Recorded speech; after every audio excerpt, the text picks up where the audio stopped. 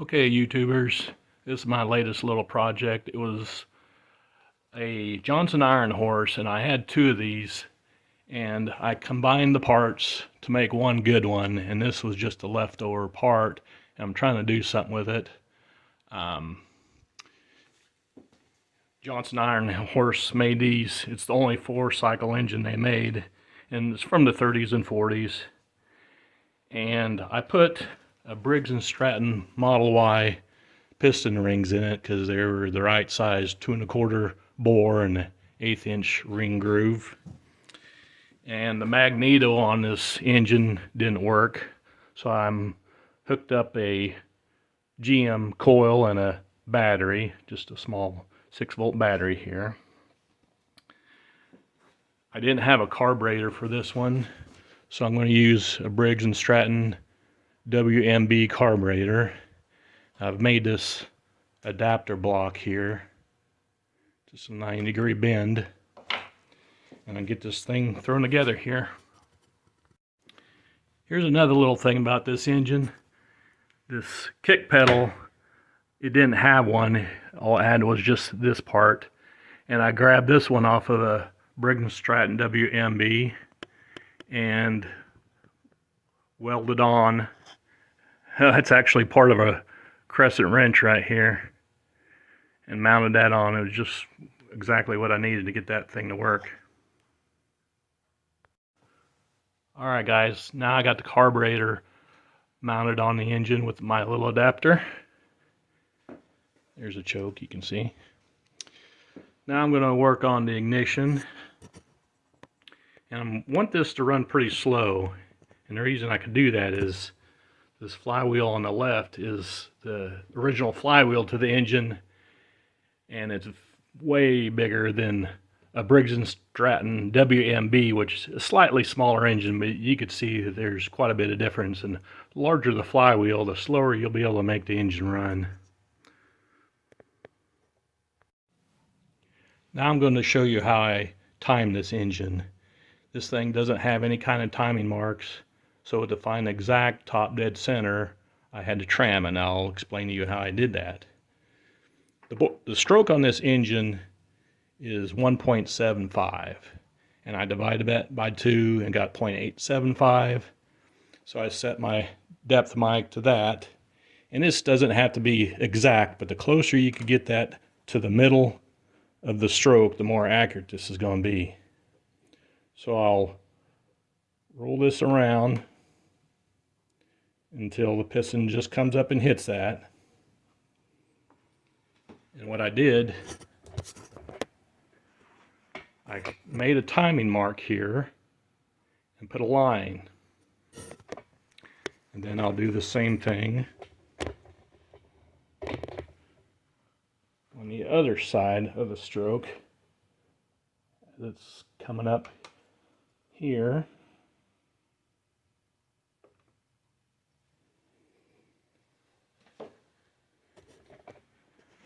Made another mark. Let me come around this way with the camera.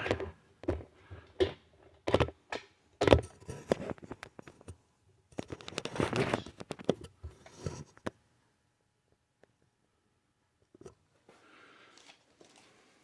Now, halfway between these two marks would be top dead center. And I just went around here, measured it, and it's 11.2. So then I would divide that by 2. That gives me 5.6. I measure over here 5.6, and I draw a line. And that line is exact top dead center. I don't know if you can see it on here, but that's the exact top dead center.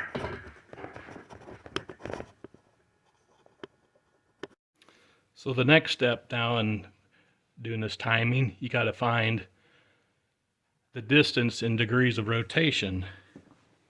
And to do that, put your tape measure around the flywheel and measure the circumference, and it's 24.25. You divide that by 360 degrees, and that gave me 0.06736. So if I want 12 degrees timing, I'll multiply that number by 12. So 0.06736 times 12, and that equals 0.808. So since the engine is turning this way, this here is before it comes up to top dead center. And I'll measure 0.8, put another mark here.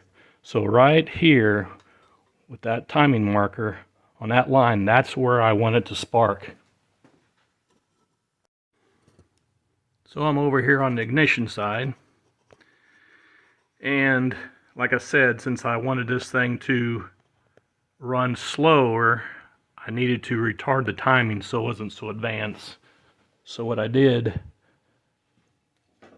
I'll show you right here, I filed the back side of this lobe here for the points.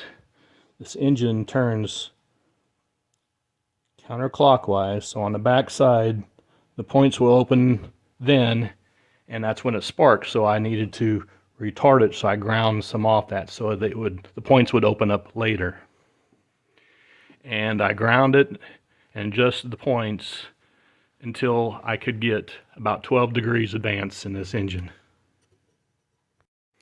So the last thing we need to do on this is I hooked up my multimeter, got it set on conductivity. I've grounded one side and put the other side to the terminal that's hooked up to the points in ignition. And what will happen when I spin this, the points will close and you'll hear audio of the multimeter going off saying the points have closed, there's conductivity, and when they open, it loses conductivity. That's when the engine actually fires. So we'll spin this around. Okay, the points are closed, and they opened up right there, right on my mark. So now this engine will fire exactly 12 degrees before top dead center. And how I had got that adjusted, like I said, I ground on the cam part of the points on the back side there so they would open up later to retard the timing. So now I'll show you that spark occurring. I've got the battery hooked up, coil hooked up, spark plug grounded here, and I'll just rock that piston back and forth. I don't know if you can see that spark or not.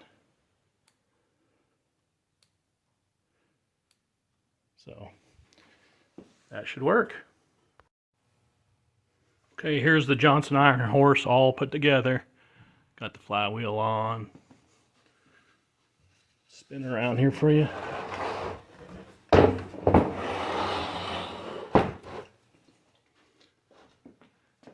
Cylinder head's on.